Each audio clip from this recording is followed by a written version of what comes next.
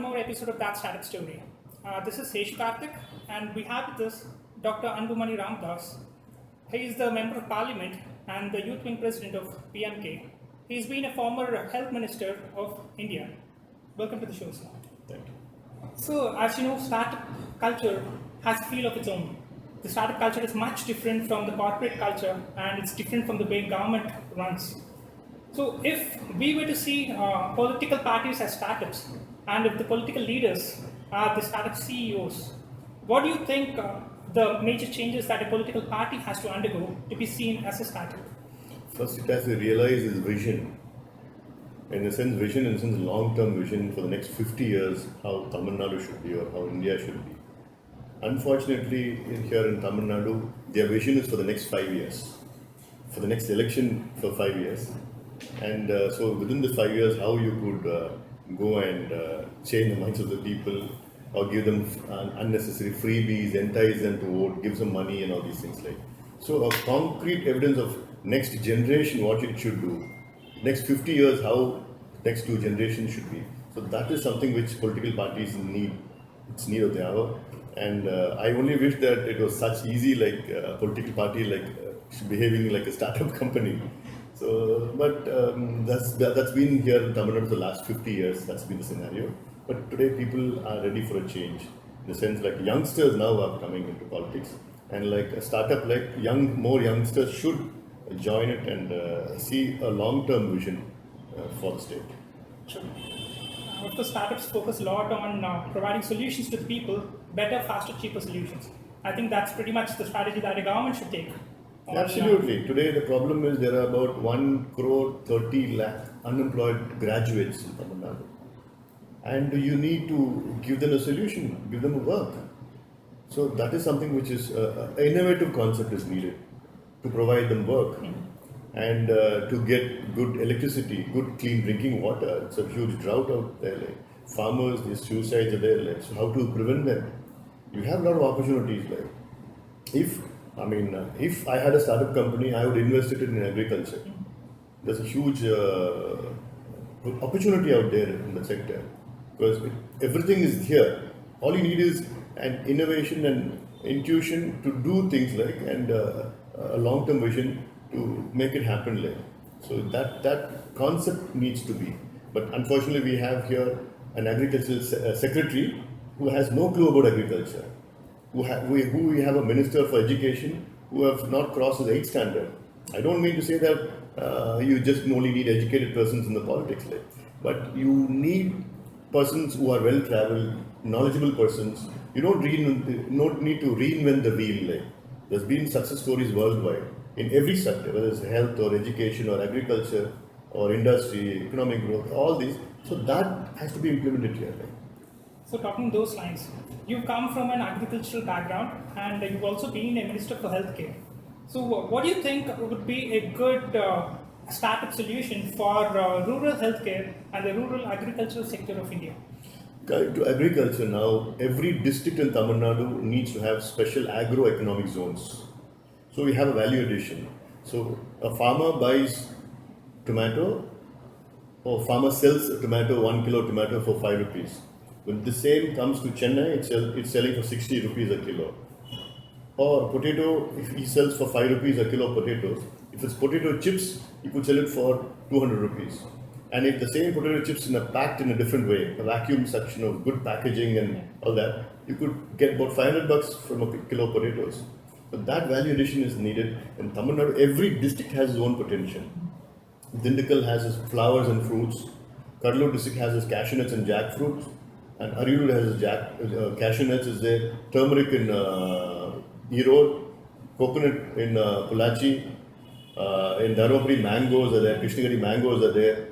You have bananas in Trichy and Tirunelveli. Paddy is there. So each could have its value addition. Tapioca. So everything, each district has one. So you value add, and there you form cooperative societies. Take 1,000 youngsters from 1,000 villages. And the government should invest 5 crores. The 1,000 youngsters should invest 1,000 rupees. That's all the investment should be. That's all it should be. Give them the infrastructure and teach them. how to do it like, and then export it globally. You have good quality things. So that is something which is that innovation is needed for agriculture. For health sector, I need about 1 hour to talk about rural health sector, how innovation is need of the hour, how personnel is needed there. Like.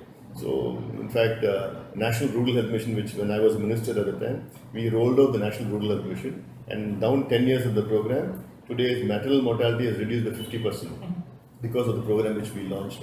Infant mortality has been reduced by 55%. So that, but health sector is not just one solution. There's just like agriculture. It's a combination of all the other facts, like availability of generic medicines at the village level. Because the rural indebtedness, the highest cost of rural indebtedness is spending on health, not for agriculture, not for housing, not for education, health. So that if the government complements that spending, takes care of that spending, the person, individual in the village will be happy, very happy. And I said healthcare is just not spending on building just hospitals. It's how preventing people from going to the hospitals. So the prevention is more than building fancy hospitals. Right? How do you prevent it? Give good water, clean drinking water. Half the hospital bed will be empty. If you give good nutrition, 80% of hospitals will be empty.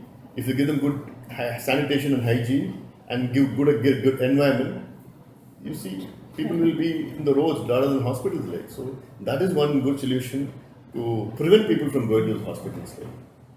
And in the government front, the government of India have announced startup programs like Stand Up India, Startup India, and they are encouraging startups in the recent past. So what more can a government do to encourage entrepreneurship and innovation among the young men and women of India? See, Indians are basically very intelligent community. And so that entire intelligence, the cream goes to US and Europe, and there they are successful. Why they are successful? Their infrastructure, and they are identified according to their talents. Here you have to pick up these youngsters and give them infrastructure, give them concept to research, because invest in research here, like, and they could produce wonderful results here. Like. Plus, you help them out by giving them lots of subsidies for innovation or for manufacturing or for startups. Like. But our Indian banks are very notorious banks. And there are no banks like Indian banks in the world. You could call them conservative banks, but then according to me, they are very notorious. You have to give them a lot of leverage to the youngsters. Like today, if you go to a bank to get a loan, you have to pay literally about 14% interest. They start with 9%, they entice you 9%, but then you end up paying 14%. Whereas abroad, you just do 2%, 2.5%. So that will help in a long way. So that is something which is needed, and then catch them at the college level. But then the base of the innovation is schooling, education sector. You have to completely change the education sector, catch them at that level, saying that, example, Anna University has about 40 courses to offer, whereas Stanford or Harvard University has 2,000 courses to offer. At the school level, +2, you have just 3 options, but you should have 50 options at the school level, so that if I'm talented, according to my talent, I can choose a course, not according to what is there for me. So if that change is there in the education sector, then only you should have a skill-based education, knowledge-based and occasional-based education. You shouldn't just mug up and then you do it like. So that knowledge, that every individual has a talent. So you have to pick up the talent in school and college, and then you can see how much of innovation is happening out there in the country. Yeah. Those were very well thought answers, sir. Thank you so much. Thank you, Susha. And just before we close it, we just have one rapid fire round. So we're just going to have small questions for which you can, as quickly as possible, you can give your answers. So what would be your favorite movie in recent past? My favorite Tamil movie, one of the favorite Tamil movie was a movie called Modi. Jyotika, she was she couldn't talk and she couldn't hear, physically challenged. And she was so confident. Like that. There's a movie called Pallikuda, so that you would contribute back to your school. So that was something, and then Satay is on both schooling and all. These types of movies. Message oriented. Message oriented. And this movie should be a movement. People should look at movies and then behave like that. Right? Rather than about all this masala and violence and drinking and smoking and all that. I hate those things. Nice. No, that's it. And what would be your favorite cuisine? Cuisine is Japanese. I like sushi, sashimi. I like the yakitori grill. Japanese is one of my favorite foods. And Chinese also I like, but Japanese is something. Not many Japanese restaurants around Chennai. A little bit are Not there. many. Like Teppen is there, and then started one in Hyatt, but you don't get fresh seafood, right? So. And if, hypothetically speaking, if you were the President of the United States at this point in time, what would be your stand on the immigrants in the country? See, the entire population of United States are all immigrants today. Okay, the original landowners are what they're Indians. Immigrants, yes. So all of them are immigrants for the last 300 years. And the president today saying that no more immigrants it's farcical, it's laughable. Even Mr. Trump, he's also an immigrant. His family maybe immigrated about 100 years back. And today he's saying that no one else will come there. So, that's not America. America is a great country where you have a combination of people, factors, religion, race, creed. Everybody has worked for that. Black people from Africa, they are one of the pioneers of workforce there. They are the one who have built up that nation, scratch by scratch. And Indians, Mexicans, they're all hard workers. Like. So they have whatever buildings are there, whatever roads, whatever railways, infrastructure, the hub, everything was built by all these people. And today saying that no, you can't, and all these, that's completely. I will, if I was the President of the United States, I will, everybody come to United States, and according to their talent they could, and I will make sure people live in a harmonious way in the United States. That's real open-minded, yes. So I'm going to just say one word for which you can associate one other word, and we're just going to have it quick and easy. So the first word is world peace. Mother Teresa, I mean, what comes to my mind is Mother Teresa, because she was a fantastic person, and she was living in India. So, this is something which comes to my mind when I say peace. And what about the word strength? Strength is youngsters. So when I say strength, like recently, youngsters got together in Tamil Nadu, 2 months back, and I found strength in them. And for a cause, which even though Jallikattu was just a catalyst, but then they came together to show their apprehension or anger or emotions, like, and I saw like it was a spontaneous gathering of strength. So strength for me is youth.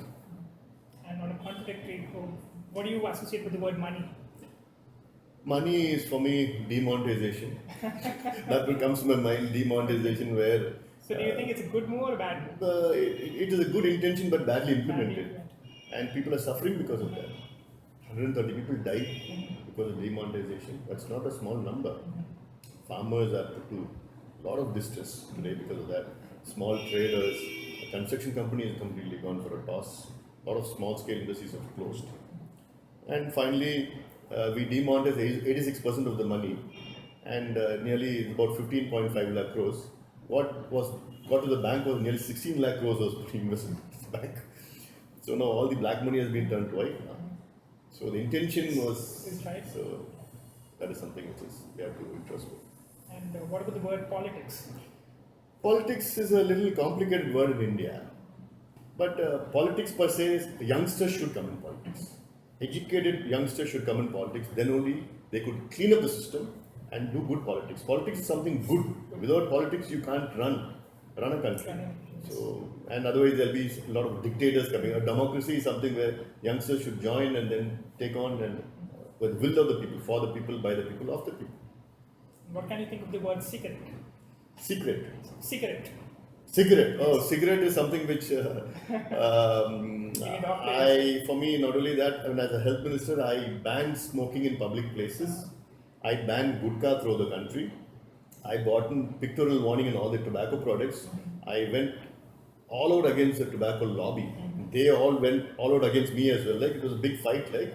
But I'm happy today I could do a lot for this country on cigarettes. Like, cigarettes is something, it should be banned from India. Not smoking, just cigarette, entire cigarette should be banned. A cigarette has 3,000 chemical components, which is hazardous to an individual, and including phenol. Phenol is where you clean the bathroom. So that is also a component of cigarette where you put it into your lungs when you. And passive smoking is not only smoking when you're around. And father who smokes goes to his house after 5 hours of smoking. When he's sleeping in the night, the smoke comes out from his lungs. That has chemical components, carcinogenic chemical components, where his wife and his children sleeping next to him is affected. That is also passive smoking. And if that individual smokes for 20 years, his wife can get cancer because of it. So that is the concept of passive smoking as well. Like, that's a recent research. Too bad that is. And what can you associate with the word role model? Role model, Abdul Kalam. A lot of people say Abdul Kalam is a perfect role model because he's been a very, very simple person with simple needs, but he's reached out to billions of people worldwide. And he has captured people by his simplicity, not by his complexity, like people today are associated with. Right? So that is something hats off to him. And Tamil cinema. Tamil cinema with a lot of emotions, it's been like, and Tamil cinema, it has got its own culture. Unfortunately, Tamil Nadu has been ruled, chief ministers from Tamil Nadu, the last 50 years have been from the Tamil movies, which is globally just never a concept like. And here, Tamil movies released, then you have cutouts where you go and these guys put milk abhishekam, then beer abhishekam, and a camphor in their hand, and that is absolutely, you can't see this culture, stupid culture. You can't see it anywhere else in the world. And Tamil cinema, these people here believe it's real.